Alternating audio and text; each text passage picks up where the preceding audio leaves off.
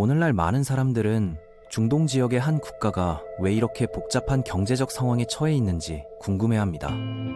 이 나라는 세계에서 세 번째로 큰 석유 매장량과 두 번째로 많은 천연가스 보유량을 자랑하는 자원 대국입니다. 그럼에도 불구하고 경제적으로는 심각한 어려움을 겪고 있죠. 국제사회의 강력한 압박과 내부적인 구조적 문제들이 복잡하게 얽혀 있는 상황에서 수많은 경제학자들과 정책 전문가들이 이 현상을 분석하려고 노력하고 있습니다. 바로 이란의 경제 상황에 대해 자세히 살펴보겠습니다. 이란이라고 하면 대부분 핵 문제나 중동 지역의 긴장 상황을 떠올리게 되지만 경제적 관점에서 보면 정말 흥미로운 역설이 나타나죠. 2025년 현재 이란의 전체 경제 규모는 명목상 약 4,800억 달러 정도로 추정됩니다. 약 8,400만 명이라는 상당한 인구를 고려하면 1인당 국내 총생산이 약 5,700달러 수준에 머물러 있어요. 이 수치가 어느 정도인지 감이 안 오시죠? 현재 전쟁 상황에 있는 우크라이나와 비슷한 수준이고 걸프 지역의 다른 산유국들과 비교하면 그 차이는 더욱 극명하게 드러나요. 카타르의 1인당 GDP가 약 18,000, 쿠웨이트가 29,000달러, UAE가 48,000달러 수준인 것과 비교해보면 이란의 현실이 얼마나 안타까운지 알 수 있습니다.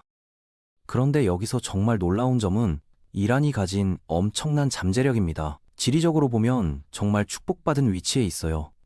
세계에서 세 번째로 많은 석오일 매장량을 보유하고 있고 천연가스 매장량은 러시아 다음으로 세계 2위를 자랑합니다. 사우디아라비아가 석유로 유명하다면 이란은 석유와 가스를 동시에 풍부하게 가지고 있는 셈이죠. 게다가 구리, 아연, 철광석 같은 광물 자원도 풍부하고 비옥한 농토와 충분한 수자원까지 갖추고 있습니다. 더 중요한 건 이란의 전략적 위치입니다. 유럽과 아시아를 연결하는 교차로 역할을 하면서 카스피해와 페르시아만에 모두 접해 있어요. 특히 호르무즈 해협은 전 세계 석유 운송의 핵심 통로인데 이란이 바로 이 해협을 통제하고 있습니다. 매일 전 세계 석유 교역량의 약 22% 정도가 이 좁은 해협을 통과한다고 하니까요. 만약 이 해협이 막힌다면 전 세계 유가가 급등할 수밖에 없겠죠.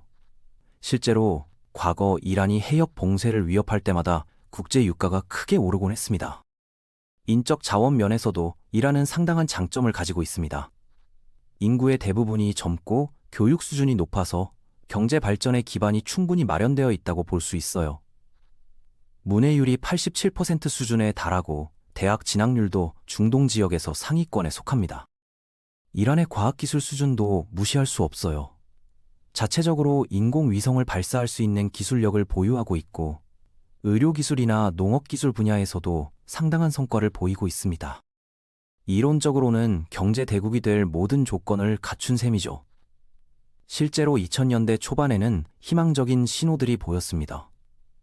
구매력 기준으로 계산한 이란의 국내 총 생산이 세계 17위까지 올라갔고 약 6,100억 달러 규모에 달했어요. 그런데 지금은 25위 정도로 순위가 떨어진 상황입니다. 이렇게 큰 잠재력을 가진 나라가 왜 제자리 걸음을 하게 된 걸까요? 첫 번째 문제는 이란 경제의 독특한 구조에 있습니다. 일반적인 시장 경제와는 다른 시스템이 작동하고 있거든요. 가장 큰 특징 중 하나가 바로 보니아드라는 조직들입니다. 이들은 원래 종교적 자선기관으로 시작했는데 시간이 지나면서 거대한 경제 집단으로 성장했어요. 1979년 혁명 이후에 이런 조직들이 크게 확대되었습니다. 전쟁 피해자들과 가난한 사람들을 돕는다는 명목이었죠. 그런데 지금은 이란 전체 경제의 약 18% 정도를 이들이 통제하고 있다고 합니다. 전국에 약 120개 정도의 보니야드가 있고 농업부터 제조업, 서비스업까지 거의 모든 분야에 손을 뻗치고 있어요. 가장 큰 보니야드인 아바스 홀리 쉬라인 보니야드의 경우 연간 매출이 200억 달러를 넘는다고 합니다. 문제는 이들이 일반 기업과는 전혀 다른 룰로 게임을 한다는 점입니다.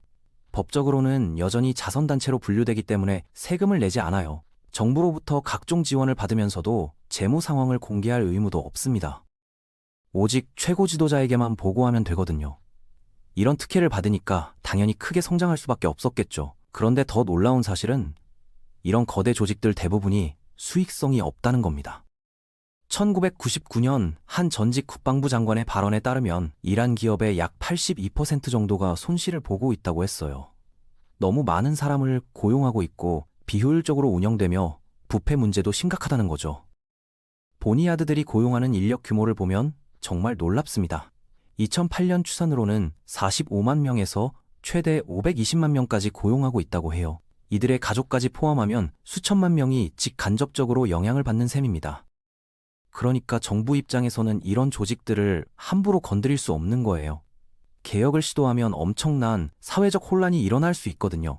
혁명수비대나 기타 군 관련 기업들도 비슷한 특권을 누리면서 경제의 상당 부분을 장악하고 있습니다. 일반 기업가들 입장에서는 정말 불공정한 경쟁을 해야 하는 셈이죠. 세금도 안 내고 정부 지원도 받는 거대 조직들과 어떻게 경쟁할 수 있겠어요? 이런 구조적 문제 때문에 이란의 민간 기업들은 제대로 성장하기가 어려운 상황입니다. 두 번째 큰 문제는 막대한 보조금 제도입니다. 이란 정부는 매년 약 1,050억 달 정도를 각종 보조금으로 지출한다고 해요. 석유, 전기, 빵 같은 기본 생필품들을 저렴하게 공급하기 위해서죠. 물론 서민들에게는 도움이 되지만 국가 재정에는 엄청난 부담이 됩니다. 예를 들어 이란의 휘발유 가격은 리터당 약 300원 수준인데 이는 세계에서 가장 저렴한 수준 중 하나예요. 전기요금도 마찬가지입니다. 한국의 10분의 1 수준밖에 안 되죠. 이런 저렴한 가격 때문에 에너지 낭비가 심각한 문제가 되고 있어요. 이란의 1인당 에너지 소비량은 세계 평균의 3배 이상입니다. 2019년에 정부가 보조금을 좀 줄여보려고 했는데 어떤 일이 일어났을까요? 석유 가격이 급등하자 전국적으로 대규모 시위가 벌어졌어요. 수백 명의 사상자가 발생하는 심각한 상황까지 갔습니다. 그래서 정부도 함부로 이런 정책을 바꿀 수가 없는 상황입니다. 경제적으로는 비효율적이지만 사회 안정을 위해서는 어쩔 수 없이 유지해야 하는 딜레마에 빠져 있는 거죠. 이런 내부적 문제들만으로도 충분히 복잡한데 여기에 국제적 제재까지 더해지니까 상황이 더욱 악화되었습니다. 1979년 혁명 이후부터 시작된 제재는 지난 45년 동안 계속되어 왔어요. 특히 2000년대 들어 핵 문제가 불거지면서 제재는 더욱 강화되었습니다. 2010년부터는 EU, 일본, 한국 등 주요국들이 모두 참여하는 다자간 제재로 확대되었어요. 2015년에 핵 협상이 타결되면서 잠시 숨통이 트이는 듯 했지만 2018년 미국이 협정에서 일방적으로 탈퇴하면서 다시 강력한 제재가 부활했어요. 현재 이란은 북한, 러시아와 함께 세계에서 가장 많은 제재를 받는 국가 중 하나가 되었습니다. 제재의 실질적 영향은 정말 광범위합니다. 우선 석유를 자유롭게 팔 수가 없어요. 이란 경제에서 석유와 가스 수출이 차지하는 비중이 약 62% 정도 되는데 이 핵심 수입원이 막혀버린 거죠. 2018년 제재 이전에는 하루 250만 배럴 정도를 수출했는데 지금은 100만 배 수준으로 떨어졌어요. 그나마 중국, 인도 같은 일부 국가들이 계속 사주고 있기 때문에 이 정도라도 유지되는 겁니다. 국제적인 은행 거래도 제한되어서 정상적인 무역이 어려워졌습니다. 국제은행 간 송금 네트워크인 스위프트, SWIFT에서도 이란 은행들이 대거 퇴출되었어요. 돈을 주고받을 수 없으니까 무역을 할 수가 없는 거죠. 첨단 기계류나 항공기 부품, 에너지 관련 기술을 수입하는 것도 금지되어 있어요. 외국 기업들이 이란에 투자하거나 공장을 세우는 것도 막혀 있고요. 이런 상황에서 경제가 발전하기는 정말 어렵겠죠. 하지만 이란도 나름의 생존 전략을 개발했습니다. 중국 같은 우호적인 국가들에게는 계속 석유를 판매하고 있어요. 물론 정상 가격보다 할인해서 파야 하지만 말이에요. 그리고 각종 필수품들을 암시장을 통해 수입하고 있습니다. 문제는 이런 우회 거래에는 엄청난 비용이 따른다는 점입니다. 의약품 하나를 들여오려고 해도 여러 중개업체를 거쳐야 하고 발각을 피하기 위해 복잡한 루트를 이용해야 해요. 결국 최종 소비자에게 도달할 때는 가격이 몇 배로 뛰어 있고 품질도 떨어지는 경우가 많습니다. 외국인 투자자들도 당연히 이란을 피하게 되었죠. 돈을 주고받을 수도 없고 장비를 들여올 수도 없고 제품을 수출할 수도 없는데 누가 투자하려고 하겠어요? 이런 상황에서 이란은 자급자족 경제를 추구할 수밖에 없었습니다. 실제로 이란은 제재를 받는 나라치고는 놀라울 정도로 다양한 제품을 자체 생산하고 있어요. 자동차부터 시작해서 각종 공산품들을 만들어내고 있습니다. 이란 코드로라는 자동차 회사는 연간 150만 대 정도를 생산하고 있고, 사이파 코드로와 같은 브랜드들이 국내 시장을 장악하고 있어요. 그런데 글로벌 기술에 접근할 수 없다 보니까 품질이나 경쟁력 면에서는 많이 떨어져요. 결국 소비자들은 비싸고 품질 낮은 제품을 쓸 수밖에 없는 상황입니다. 이런 모든 문제들이 복합적으로 작용하면서 이란의 통화인 리알은 급격하게 가치가 떨어졌습니다. 지난 10년 동안 달러 대비 무려 92% 정도 가치가 하락했어요. 2015년에는 1달러에 3만 리알 정도였는데 지금은 암시장에서 1달러에 70만 리알을 줘야 합니다. 정부에서 발표하는 공식 환율은 1달러에 4만 2천 리알 정도인데 실제로 일반 시민들이 이 환율로 달러를 살 수는 없어요. 모든 거래가 암시장 환율로 이뤄지고 있습니다. 숫자가 너무 커지다 보니까 사람들이 일상 대화에서는 토만이라는 단위를 쓰고 있어요. 리알을 심으로 나눈 개념이죠. 통화 가치 하락의 주요 원인을 살펴보면 먼저 제재로 인해 외국인 투자가 줄어들면서 리알에 대한 수요가 감소했어요. 상품 생산은 늘지 않는데 돈만 많아지면 당연히 물가가 오를 수밖에 없죠. 공식 인플레이션율이 연간 43%를 넘어섰고 실제 생활 물가는 그보다 훨씬 높게 올랐어요. 리알의 가치가 계속 떨어지자 사람들은 자구책을 찾기 시작했습니다. 부자가 되기 위해서가 아니라 자신의 저축을 지키기 위해서 말이에요. 달러나 금, 부동산, 주식 같은 다른 자산으로 갈아타려는 움직임이 활발해졌죠. 그래서 역설적이게도 경제가 어려운 시기에 이란의 주식시장이 급성장하는 현상이 나타났습니다. 기업들이 잘 나가서가 아니라 사람들이 현금 대신 다른 형태로 자산을 보유하려고 했기 때문이에요. 암호화폐 거래도 활발해졌는데 정부에서 여러 차례 규제를 시도했지만 완전히 막기는 어려운 상황입니다. 이란 시민들에게 비트코인 같은 암호화폐는 정부의 통제를 받지 않는 소중한 자산 보호 수단이 되고 있어요. 이런 경제적 어려움 외에도 이란은 막대한 대외 정책 비용을 지출하고 있습니다. 중동 지역에서의 영향력 유지를 위해 다양한 무장단체들을 지원하고 있거든요.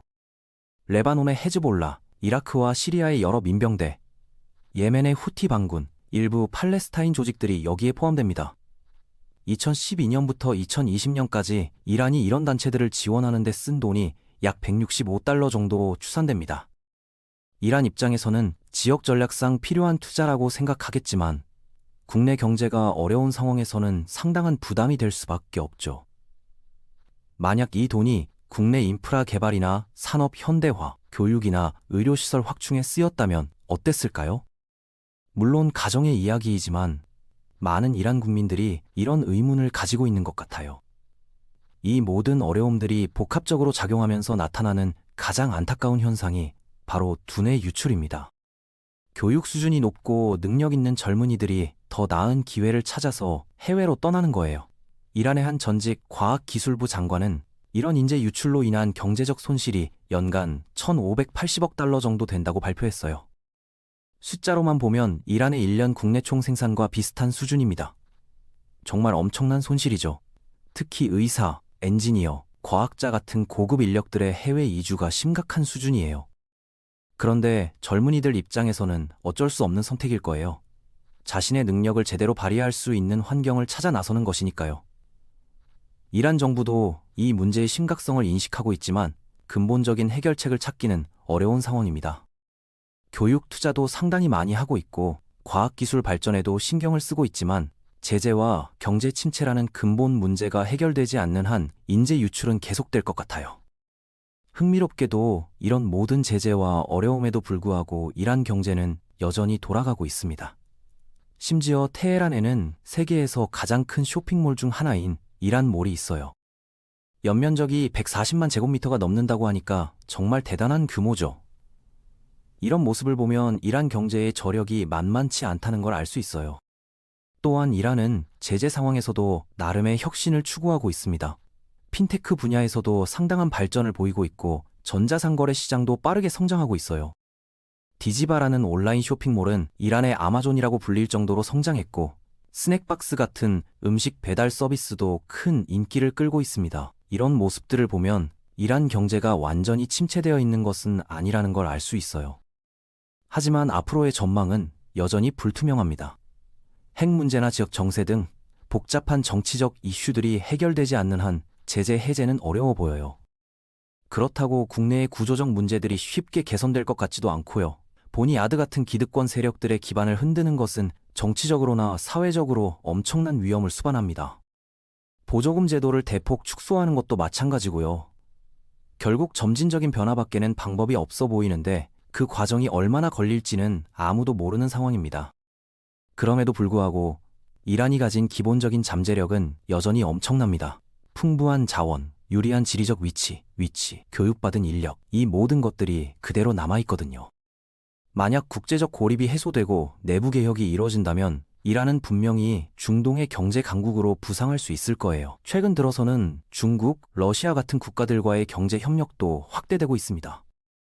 서방의 제재를 우회하는 새로운 무역 루트들이 개발되고 있고 자체 기술력도 조금씩 향상되고 있어요. 완전히 절망적인 상황만은 아니라는 거죠. 이란은 또한 재생에너지 분야에서도 상당한 투자를 하고 있습니다. 풍부한 일조량을 활용한 태양광 발전소들이 계속 건설되고 있고 풍력 발전소도 늘어나고 있어요. 이런 노력들이 결실을 맺는다면 석오일 의존도를 줄이고 경제 구조를 다변화하는 데 도움이 될 수 있을 거예요. 하지만 근본적인 변화 없이는 한계가 분명할 거예요. 이란이 진정한 경제 대국으로 거듭나려면 정치적 안정, 국제관계 개선, 그리고 내부 구조 개혁이 모두 함께 이뤄져야 합니다. 이 세 가지 중 어느 하나라도 빠지면 지속 가능한 발전은 어려울 거예요. 결론적으로 이란의 경제 상황은 정말 복합적인 요인들이 얽혀 있는 사례입니다. 엄청난 잠재력을 가지고 있지만 그것을 제대로 활용하지 못하고 있는 상황이죠. 제재라는 외부 압박과 비효율적인 내부 시스템이라는 두 가지 장벽을 동시에 극복해야 하는 어려운 과제를 안고 있습니다. 앞으로 이란이 어떤 길을 택할지, 그리고 국제사회와의 관계가 어떻게 변화할지에 따라 이 나라의 운명이 크게 달라질 것 같습니다. 분명한 건 이란이라는 나라가 가진 잠재력은 무시할 수 없을 만큼 크다는 점이에요. 그 잠재력이 언젠가는 꽃을 피울 수 있기를 기대해 봅니다.